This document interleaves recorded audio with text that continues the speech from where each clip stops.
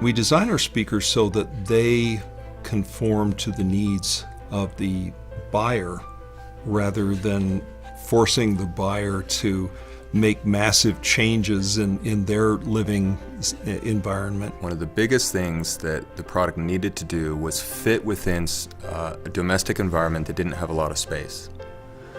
But we were challenging ourselves at that time to give as much sonically as possible in a small package. So how do you do that? The Sasha's already a magnificent product. People might want to move on to something that has a little higher performance level. Many have done that with the Max Series 3. Now, these are to the same scale, so you can see that the Sasha could very easily fit into an environment where the Max may not fit. We really wanted to have more of the functionality of the larger systems. What that was going to entail was we really needed to separate the mid-range and the tweeter module to give us some independent adjustability there. So we start looking at what we've done on larger systems, which is to have these blade assemblies. It was really starting to gravitate away from more of a Sasha-like look and was kind of leaning maybe too heavily towards the Max and Alexandria. We had several iterations of the system where the tweeter was completely exposed, and it just didn't seem to click. Having the tweeter just sitting on top of the mid-range, really, it just didn't look right. What we decided to go ahead and do was, let's still make the tweeter separate, but let's use the side of the mid-range enclosure as the actual array. So that was kind of something we had never really done before. We have the ability to use our laser vibrometer to analyze. It revealed this character that we didn't want. One problem with it is the sonic signature of resonances in this unsupported or this unreinforced area here. And so as we found that, we started looking at different ways in which we could eliminate that and still keep the topology or the structure. Then we modeled it with our 3D printer and visually understand if it's still, if the visual cues still fit the end goal. And we can see that in this P2 version, which is currently where we're at, we've got this angled back, so it looks more like the Alexandria. The sound of this is airier, it's better dispersed, and it has better stereo imaging than this P1 version.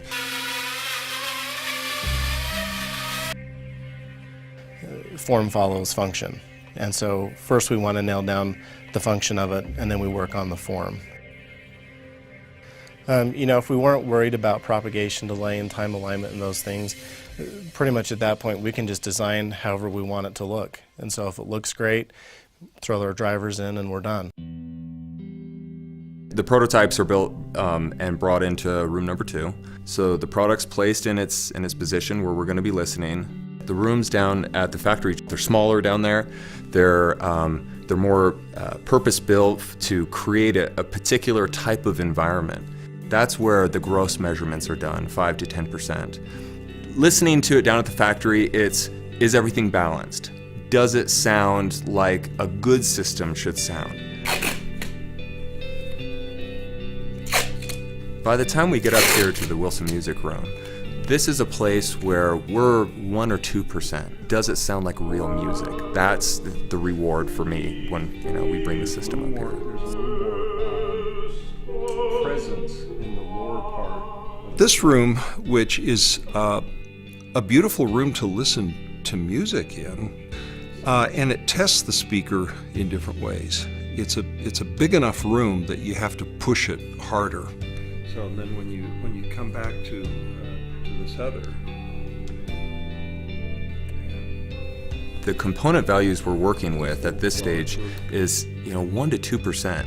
You change that value, I could run a test, and I've done dozens and hundreds of times in the past, and it just doesn't show in the measurements. We just made a change that is unquestionably superior from a musical standpoint. and yet it didn't move the response curve the way we thought it would. The ultimate goal of loudspeaker development at Wilson Audio is not to develop speakers that will obediently follow some frequency response profile. We want it to sound like real music. That's the ultimate goal here. When we set up the experiment up here at the house, we have the Sasha, and you can see the Sasha in the background. We listen back and forth between them, and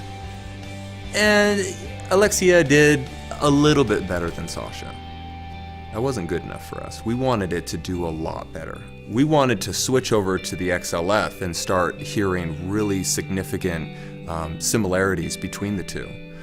And after a while, after we were developing the product for a while and fine-tuning, once again, 1% at a time, one component at a time, listening to well-known music recorded in acoustical environments that we're very familiar with, we started switching back and forth between the Sasha and Alexia, and we were thinking, why do we need to do this anymore? It's so much better than Sasha. And we never thought we'd say that, but it is so much better than Sasha that we stopped comparing it to the Sasha. We hooked up the XLF and we started comparing it to the XLF.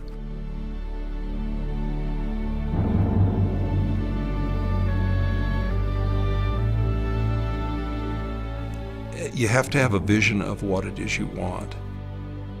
One advantage of having many years of experience in a field, it allows you to look at what has been successful, ask yourself better questions, demand more of yourself, because you're the only one that's responsible for it. You can have great abundance of skills, but if you lack inspiration, you're never going to create greatness.